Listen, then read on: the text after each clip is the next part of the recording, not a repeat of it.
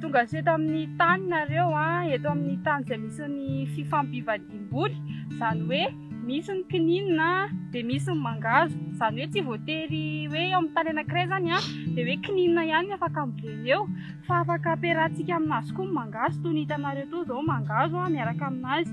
Inona ny antony anaovana anazy hoe mangazo? Mangazo afaka atao voly any anelanelana eny satria ahitantsika elanelana 3 metatra zao hitako ny kininina tsirairay avy. Izany hoe raha misy mangazo zany eny antsefatsefany eny dia voadio azy dia tany, satria koa misy an'ity bozaka ity zany izay miaro anazy. Inona moa zany ny antony asiantsika an'ilay bozaka?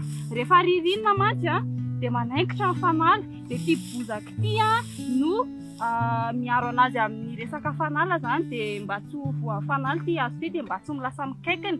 Dia ankoatr'izay koa ity bozaka ity mitana mandona, izany hoe rehefa tonga fotoana fahavaratra isika dia misy bozaka ity, dia ilay amandona ao anatiny milatsaka ao foana dia voatahiry foana ilay amandona.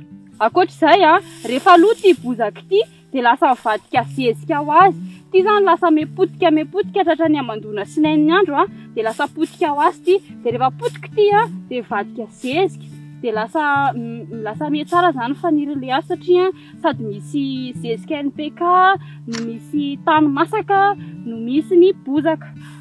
Voalohany indrindra aloha misy ny tany masaka ao anatin'ny tany, izany hoe in'ilay tany masaka iny zany efa ao anatiny ihany iny. Ankoatr'izay dia mandefa an'ilay zezika NPK tsika. Tsara marihana fa ny zezika NPK tsy eo apotin'ity hazo ity fa miala 10 cm, izany hoe ohatran'izay zany ilay izy.